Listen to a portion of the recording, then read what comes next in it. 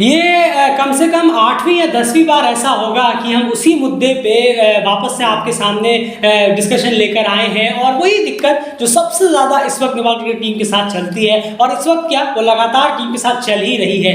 अब यहाँ पर बात करें, और वो इशू आप सबसे छुपा नहीं है, और वो है डॉट बॉल्स का। बिल्कुल, क्योंकि देखिए सबसे पहली बात तो ये है कि आप एज अ टीम कहीं पहुंचना चाहते हैं तो सिर्फ आपको अपने परफॉर्मेंस पर ध्यान देना होगा।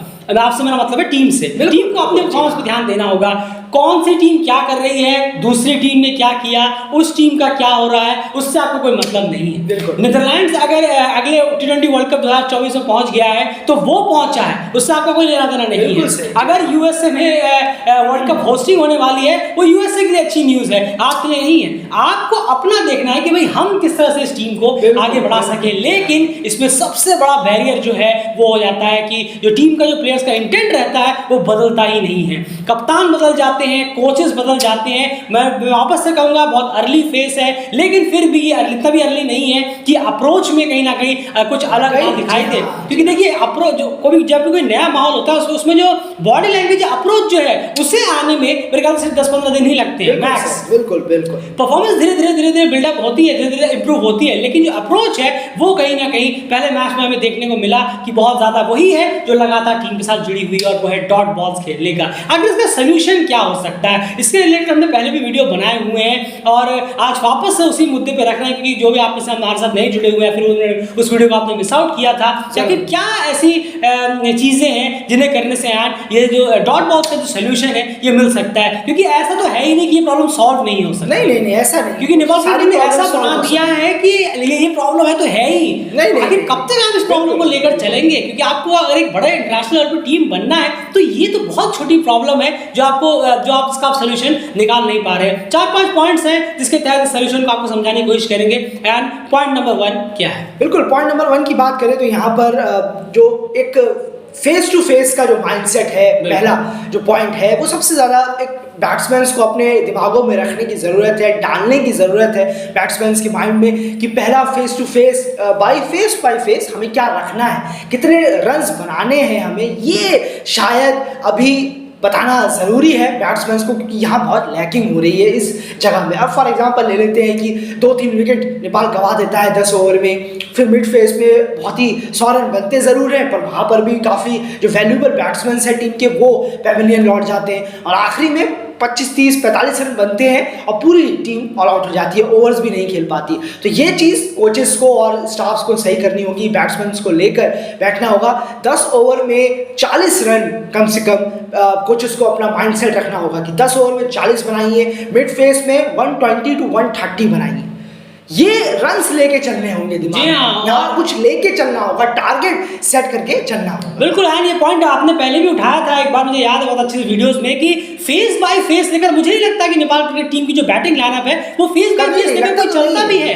बिल्कुल नहीं लगता, क्योंकि अगर होता तो आप इस तरह से आउट नहीं होते, या इस तरह से डॉट्स आप नहीं खेलते। आप फेस बाय फेस क्यों नहीं लेके चलते हैं कि हमने हमारी ये पेयर है, ओपनिंग पेयर है, हमें इतने फेस तक इतने रन करने हैं, हमें अगर 40 का टारगेट दिया गया तो हमें 40 ही करने हैं। हम 60 के लिए नहीं जाएंगे, हम 20 के लिए भी नहीं जाएंगे। आप ना 60 के लिए जाते हैं ना 20 के लिए जाते हैं, मजदार में रह जाते हैं, और डॉट बॉल्स खेलकर टीम को मुसीबत में डालते हैं, और फिर डॉट बॉल्स खेलने के बाद अपना विकेट भी थ्रो करके चले जाते हैं। तो ये फेस बाय फेस क्रिकेट जो है ये मुझे समझ में नहीं आता कि कोच सर्स क्यों इम्प्लीमेंटिफाई नहीं करवाते, चाहे वो पहले के कोचेस हो या फिर अभी के आने वाले वक्त में, और देखेंगे क्या। तो ये एक पॉइंट है जिन्हें अगर ठीक किया जाए तो बहुत बेहतर होगा। एंड पॉइंट नंबर 2, बिल्कुल पॉइंट नंबर 2 की बात करें तो यहाँ बाउंड्रीज माइंडसेट जिस तरीके से आ जाता है यहाँ पर, कि प्लेयर्स लोगों के अंदर ये ज़रूर है कि हमने 4-5 बॉलें रोक दी, हमने कुछ बॉलें रोकी हैं, आप पेशेंस से खेल रहे हैं, अचानक से उनके अंदर ये आता है कि अब बाउंड्रीज लगानी है, बिल्कुल अब हमें चौके लगाने हैं या फिर हवा में फायर करना है, जो भी है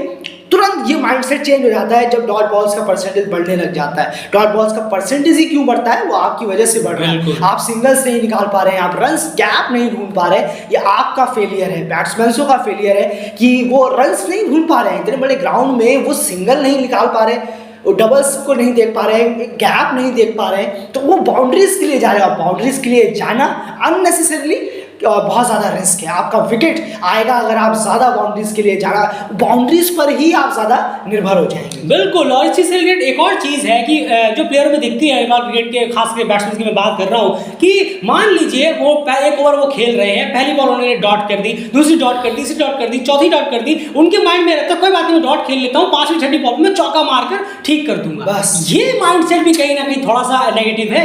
जी हाँ, ये डेफिनेटली ये आपको हेल्प नहीं कर रहा, और ये बहुत सारे प्लेयरों मैंने देखा भी है, लेकिन वो हेल्प नहीं कर रहा है। हम देखते हैं कि जब वो ऑफ साइड में खेलते हैं तो कितना मिस होता है। कल भी हमने देखा अर्जुन साव, आसिफ शेख और ज्ञानेंद्र मल्ला भी आए शुरुआत में, और उनसे भी मिस हुई है बॉलें। तो ये आपने बिल्कुल सही कहा है कि प्रेशर बिल्ड होता है, तो चौथी पांचवी बॉल में हम देखेंगे चौका मारने का, लेकिन मिस होकर सीधा कीपर के हाथों में जाती है। बिल्कुल, तो ये माइंडसेट भी गलत है। बिल्कुल सही कहा आपने, क्योंकि आप ऐसा क्यों नहीं करते कि आप अपने एक पहली बॉल ली, दूसरी बॉल में सिंगल ले लो, भैया मैं नॉन स्ट्राइकर एंड पे जाऊंगा, अब ओवर टू यू।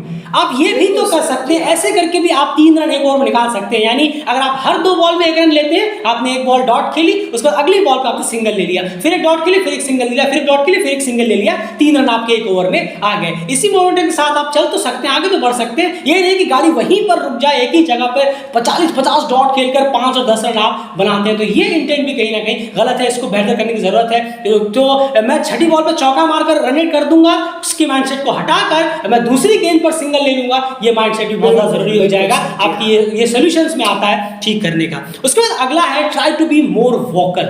जी हाँ, यहाँ वोकल से मेरा मतलब है जब आप किसी के साथ एज अ पार्टनर बैटिंग कर रहे होते हैं तो आपको वोकल होना एक दूसरे को बहुत ज्यादा जरूरी है। ये भी मैं बहुत लैक करता हूँ, क्योंकि ये छोटी छोटी चीजें हैं जो हम पकड़ने की कोशिश करते हैं। जी हाँ, ये कम्युनिकेशन चलती रहनी चाहिए। ये छोटी छोटी चीजें जो हम पकड़ते हैं और एक बॉन्डिंग बनता है, डेलीकेट इसी इन चीजें सब चीजों पे नजर रहती है। हम सिर्फ ये नजर नहीं रखते कि हाँ कोई बंदा बैटिंग करने आया है, स्कोर बोर्ड कितना बड़ा, ये कितना बड़ा, रन कितने हो गए, ये देखो छक्का मार जाएगा, नहीं। ये नजर एज अ क्रिकेट फैन अच्छा लगता है, जब भी हम भी जब अपने देश का मैच देखते हैं तो इन सब चीजों पे नजर रहती है। लेकिन इसके साथ साथ जब हम एनालिसिस पे उतरते हैं तो हमारी ये चीजें भी नजर रहती है कि कितने आप वोकल हैं, आप अपने प्लेयर से कितना बात कर रहे हैं। बात करने से मेरा मतलब है ये नहीं कि बाहर क्या चल रहा है, आज पिक्चर देखने चलेंगे, ये सब बातें नहीं। हम वहां पर कहने की बात कर रहे हैं कि अब कैसी बॉल आ रही है, इनकी किस तरह से पड़ रही है, अगली बॉल में क्या कर रहे हो, अब यहाँ पर यार 3 का रन रेट चल रहा है तो इसको क्या कुछ बढ़ाया जाए, एक काम करो मैं अब यहाँ पर रिस्क लूंगा, तुम सिंगल्स देना शुरू करो। ये वोकैलिटी नजर नहीं आती। एक किसी ने बाउंड्री मारी, गए, हाथ किया, कुछ देर से खड़े रहे, वापस आ गए। ये बहुत कम मैंने प्लेयर में अभी तक देखा है कि वोकल हो रहे हैं, कम्युनिकेशन उनका जो स्ट्रांग हो रहा है सामने कि किसी के हमें क्या क्या प्लानिंग बॉडी करनी है। आप एज अ बैट्समैन उनके साथ हैं। देखिए जब आप बैटिंग के लिए उतरते हैं तो वहां पर ना ही कोच कोई मायने रख पाता है, ना ही वहां पर कोई सपोर्टिंग स्टाफ, ना कैन, ना कोई, ना कुछ, ना वो 11 प्लेयर। जी हाँ, उस वक्त आप 2 के ऊपर वो सारे के सारे डिपेंडेबल है कि ये 2 हमारी नैया पार लगाएंगे। तो वहां पर अगर आप दोनों ही एक दूसरे से वोकल नहीं होंगे, एक दूसरे के प्लान के बारे में आपको पता नहीं रहेगा, तो ऐसा लगेगा कि आप इंडिविजुअल खेल रहे हैं। इसमें आप क्या रहा है? जरूर आपने ये सही कहा, और हमने कुछ टाइम पहले भी बात की थी बिल्कुल कि हम एक टेस्ट मैच भी देख रहे थे, उसको मुझे याद नहीं आ रहा है, तो उस वक्त हमने कहा भी था कि जब बात करते हुए कि आपस जब बैट्समैन क्रीज पे होता है तो वो सबसे ज्यादा लोनली होता है, बिल्कुल सबसे ज्यादा अकेला होता है। वहां पर कितने भी करोड़ों फैन हो, अरबों फैन हो, किसी काम नहीं आते जब वो उस पिच पर बैटिंग करते हुए खेल रहा होता है। वो सबसे ज्यादा अकेला और लोनली होता है उस वक्त। बिल्कुल, ये बिल्कुल सही बात कही आपने।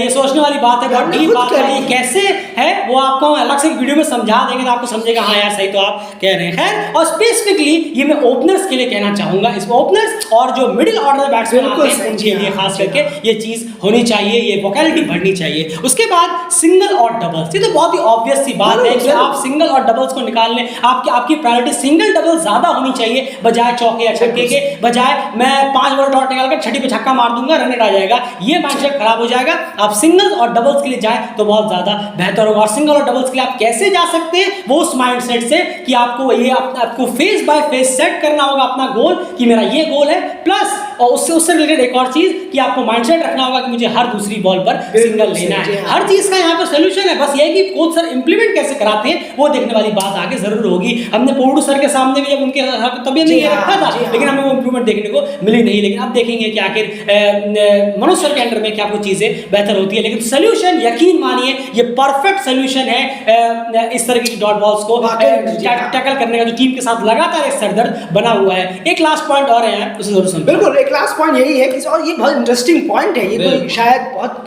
जहनों में बहुत कम क्या आता होगा, क्योंकि ये आदत नहीं होती है इस चीज़ की कि 5-6 बॉलर बॉलिंग कराते हैं अमूमन जब आप बैटिंग करते हैं, तो सामने वाली टीम के 5-6 बॉलर ज़रूर आते हैं। तो हमेशा ये प्लान सीधा रूम से ही बन के आना चाहिए। जब आप ड्रेसिंग रूम में प्लान्स बनाते हैं, कप्तान और कोच मिलकर डिसाइड करते हैं, तो वहीं पर ये डिसाइड होना चाहिए कि शुरू के जो ऊपर के 4-5 बैट्समैन से हमारे, वो किसी खास एक बॉलर को टारगेट करके चलेंगे। बिल्कुल, सब पे टारगेट करना जरूरी नहीं है, सबको आप रेस्पेक्ट दीजिए, नॉर्मल रन बनाइए, सिंगल डबल, अगर खराब बॉल हो तो बाउंड्री मारिए, कोई दिक्कत नहीं है। लेकिन एक बॉलर ऐसा चुन लीजिए जिस पर हमें जो 10 ओवर भी डालता हो और उसको टारगेट भी करना हो, चाहे वो कितने भी बड़े बॉलर हो, आपको लगता हो कि नहीं आज हम इन्हें ही टारगेट करके चलेंगे, बड़े से बड़े बॉलर खराब नहीं आता है। तो इसलिए वो ड्रेसिंग रूम से वो तैयारी होनी चाहिए कि आज डे है, हर दिन नया दिन होता है, तो आज हम इन बॉलर को टारगेट करके चलेंगे। 5-6 बॉलर हैं, जरूरी नहीं कि 5-6 में मार के चले, या 5-6 को बॉलर, यही तो मेंटालिटी खराब करती है, फिर डॉट खेल के चले। जी हाँ, तो बिल्कुल सही कहा आपने, मेंटालिटी का गेम है। आप ड्रेसिंग रूम से आए तो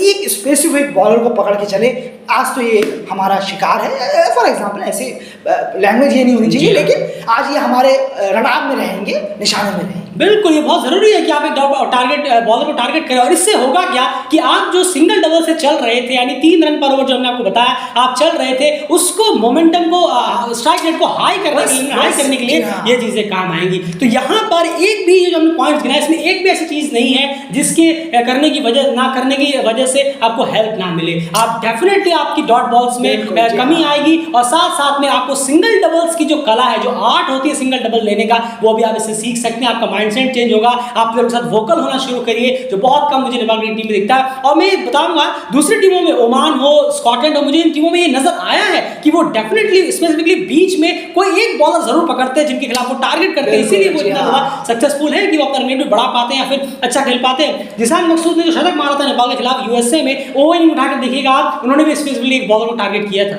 यही प्रॉब्लम है, जो बड़े प्लेयर्स है वो यही चीजें करते हैं। तो आपको इस चीज पे गौर करना होगा एज अ टीम यूनिट, खास करके ये ऊपर के जो 6 बैट्समैन है, बिल्कुल के लिए ये चीजें ज्यादा इंपॉर्टेंट हो जाती है। तो उम्मीद है कि ये डॉट बॉल्स इस तरह से, ये वो सॉल्यूशंस है जिनके तहत डॉट बॉल्स को आप कम कर सकते हैं और लड़कों के अंदर एक एनवायरनमेंट पैदा कर सकते हैं कि कैसे वो डॉट बॉल्स को टैकल करें, उसको इस प्रॉब्लम को दूर कर पाए। ये हमने पहले भी बनाया था और अभी वापस से हम आपके सामने प्रेजेंट किया है। बस यही है कि इसे इंप्लीमेंट कौन से कोच करते हैं, ये देखने वाली बात होगी। 2-3 कोचेस चले गए, लेकिन इंप्लीमेंट किसी तरफ से हुआ नहीं। इसकी थोड़ी बहुत झलक जो है डेव ब्रैडफोर्ड सर के अंदर दिखी जरूर थी, लेकिन अब देखना होगा कि मनोज सर के अंदर, मनोज सर किस तरह से इस चीज को आगे बढ़ाते हैं। अभी एक ही मैच हुआ है, आने वाले 3 मैचेस में बस बात देखेंगे। लेकिन जैसे हमने पहले ही कहा, अप्रोच और बॉडी लैंग्वेज जो है वो शुरू में ही कहीं ना कहीं अंदाजा उसका लगना शुरू हो जाता है।